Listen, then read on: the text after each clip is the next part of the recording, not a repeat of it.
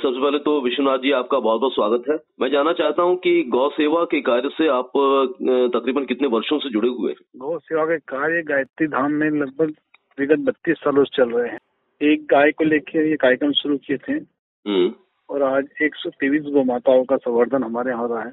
अच्छा। और लगभग 850 गाँव में हमने गौग्राम तीर्थ पद यात्रा निकाली है और हजारों घरों में गौ को रक्षण करवाया है किसानों के घरों में।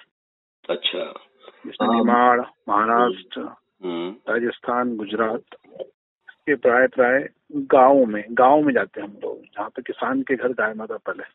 और हम देख रहे हैं कि अब हमारे जो मुख्यमंत्री महोदय हैं डॉक्टर मोहन यादव, उनकी पहल पर भी गौवंश के संरक्षण और संवर्धन की पहल की जा रही है।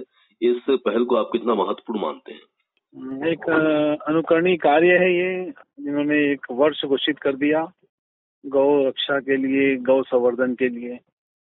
अगर मध्य प्रदेश में गौ की रक्षा और गौ संवर्धन होगा तो किसान गाय पालेंगे।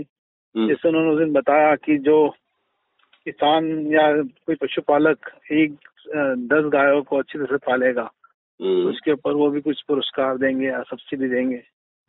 ऐसा होगा तो स्वाभाविक है कि गाय की घर वापसी होगी और गाय पलेगी, ऐसा उनका मन है। अच्छी पहल है ये, इसकी पहल काफी पहले हो जाना थी, तो खैर किसी कारण नहीं हो पाई और अभी जो हुई उसके लिए हम सब गायत्री परिवार वाले इनको साधुवाद देते हैं। गायत्री धाम गौशाला जो है आपकी, जी जी, तो इसके माध्यम से आप किस प्रकार से गौ रक्षा कर रहे हैं, गौ संरक्षण का संकल्प दिला रहे हैं, किस प्रकार से लोगों को जागरूक कर रहे हैं कि गाय माता हमारे लिए कितनी कीमती है और हमारे लिए कितना बड़ा धन है? किसानों के लिए हम लोग सबसे पहली बात उनसे वो कहती है, अगर आप अपनी खेती में गौ माता के गोबर गौमूत्र का उपयोग करेंगे तो आपकी खेती में आपकी उपज बढ़ेगी, प्लस जो खेती है वो जैविक रहेगी और जैविक होने का आपको उसका फायदा होगा, लागत कम लगेगी और वो होगी। और शहर में हम लोग गाय के दूध, घी, इसका महत्व बताते हैं। गोबर से बनी हुई कंडों का उपयोग करे, बलिवेश करे यज्ञ में, शहरों के लिए हम प्राय करते हैं। हम लोगों ने अलग अलग कैटेगरी कर रखी है। शहर वालों के लिए अलग पैकेज है समझाने का, गांव वालों के लिए अलग है, नौकरी वालों के लिए अलग है कि गौ सेवा अपन किस प्रकार कर पाएंगे। जो गौ के उत्पाद है वो आप खरीदे, उसको अपने दैनिक जीवन में काम में लें, उससे आप गौ सेवा कर पाएंगे। या जो गौ उत्पाद बना रही है, कोई संस्था बना रही है, कोई व्यक्तिगत बना रहा है, तो उसको आमदनी मिलेगी और गाय माता का संरक्षण वो कर पाएगा। अच्छा, आपकी ये गौशाला काफी महत्वपूर्ण इसलिए भी हो जाती है क्योंकि आपकी गौशाला से गोबर गैस का उत्पादन भी हो रहा है ना? हाँ जी, वो पहले छोटे थे, अभी बड़े प्लांट का प्रोविजन बनाया है। 6 से 8 महीने में हम बड़े 2 प्लांट कर लेंगे, जिससे हमारे यहाँ पे लगभग प्रतिदिन 1 से 2 गैस टंकी की बचत हम कर पाएंगे। और उसकी जो स्लैरी बचेगी उसका हम लोग खेती में काम में लेंगे। हमारे यहाँ पर हमने अभी तक कोई केमिकल पेस्टिसाइड यूज नहीं किया। आश्रम 40 एकड़ में बना हुआ है। अच्छा। वहाँ पे लगभग अभी 10,000 से ऊपर पेड़ लगे हुए हमारे कैंपस में। हमने वहाँ पे अभी किसी प्रकार का कोई भी केमिकल पेस्टिसाइड यूज नहीं करते। पूरा गोबर का खाद, जीवामृत, है ना, ये सब मिला के उनकी उपयोग में लेते हैं। अच्छा, आपको राष्ट्रीय स्तर पर भी कई सम्मान प्राप्त हुए हैं, उसके बारे में कुछ बताइए। हमारी गौशाला को पहले भी गायत्री परिवार के द्वारा राष्ट्रीय पुरस्कार मिला था। शांति हरिद्वार में हमारा जो मेन गुरुद्वारा है वहाँ से। इसी प्रकार जब गौग्राम तीर्थ पद यात्रा निकली थी पूरे भारत में, तब भी सम्मानित किया था नागपुर में। स्वामी जी थे, उन्होंने किया था। पूरे भारत में गौग्राम तीर्थ यात्रा निकली थी। जी। उसके बाद में आदर्श काम करने के लिए बहुत सारे पुरस्कार गायत्री धाम को मिले हैं। ये संस्था गायत्री परिवार की है और गायत्री परिवार का एक ही उद्देश्य है, मानव में देवत्व, धरती पर स्वर्ग का उदय, और अपने आप को पहचानो और समाज हित में कार्य करो। इस कार्य के लिए काम करो।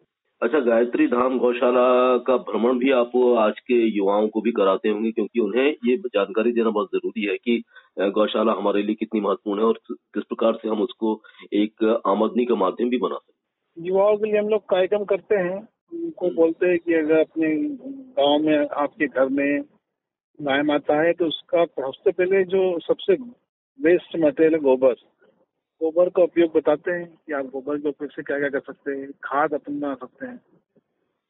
उसके बाद में दूध दही घी इसका महत्व बताते हैं। और उसके बाद भी अगर गाय माता दिवंगत हो जाती है, शरीर छोड़ देती है, तो उसका समाधि खाद बनाने का भी गांव में हम प्रैक्टिकल बता के आते हैं। समाधि खाद बना के 1 साल बाद उस खाद को किस प्रकार उपयोग लेना चाहिए। सिंग खाद बनाने का भी हम लोग बताते हैं, सिंग खाद आपको बनाना है, वही पूरा प्रैक्टिकल बताते हैं। नवयुवकों ने जब हम गाँव में जाते हैं पद यात्रा के माध्यम से, नवयुवकों का एक दल बना के आते हैं कि गांव में कोई भी पशुधन मरे, शरीर छूटे, तो उसको हमको गांव के बाहर फेंकना नहीं है। उसके लिए हमको गड्ढे खोद के समाधि खाद बनाना है।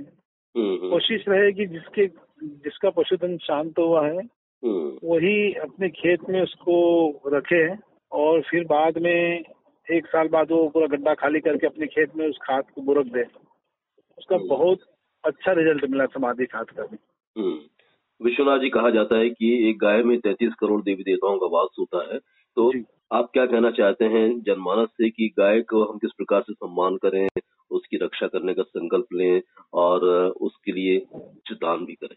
देखिए, जैसे हम सभी को बोलते हैं कि कोई व्यक्ति का काम नहीं है, ये हर सनातनी का काम है कि वो गौ की रक्षा के लिए काम करे। और गीता में लिखा हुआ है कि गाय में 33 कोटि देवी देवताओं का वास है। उसके हर एक चीज का कंसेप्ट है, वहाँ पे उस देवताओं का आवाज बताया है।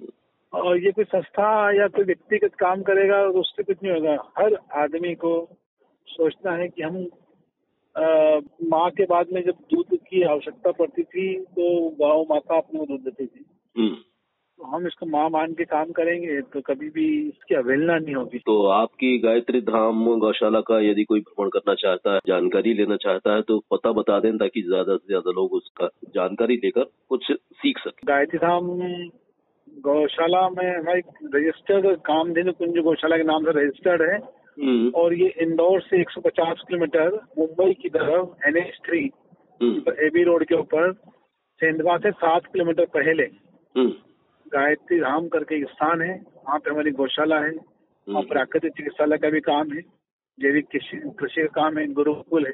इसका पूरा 40 एकड़ में बना हुआ है, कंसेप्ट है। जब भी आपको पधारना हो आप सभी का स्वागत है। कोई संदेश देना चाहते हैं हमारे इस चैनल के माध्यम से? हमको बहुत अच्छा लगा कि आपका चैनल जो है ऐसे संस्थाओं को, ऐसे रचनात्मक कार्य करने वालों को इंटरव्यू के माध्यम से, संदेश के माध्यम से जन जागृति का माध्यम बन रहे हैं। आपकी चैनल को हम सभी लोग बहुत बहुत धन्यवाद देते हैं, साधुवाद देते हैं। विश्वनाथ जी, बहुत अच्छा लगा आपसे बात करके और आपके विचार बहुत ही महत्वपूर्ण है। अधिक से अधिक लोग उसकी आत्मसात करके गौवंश और गौ की रक्षा का संकल्प लेंगे। आपने जो हमसे बातचीत की उसके लिए हम आपके बहुत बहुत आभारी हैं। जय गौ माता।